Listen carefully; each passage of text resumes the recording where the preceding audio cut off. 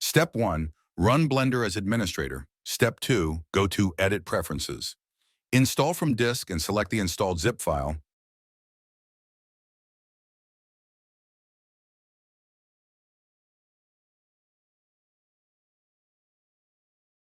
Step 3.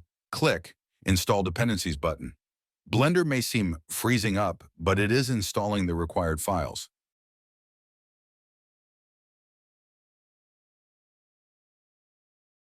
Step 4. Click Check Module Installation button.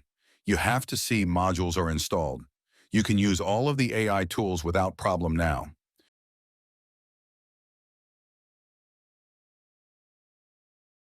In order to get the best 3D model outcomes, generate the image of what you want by clicking to the Generate Text to Image button.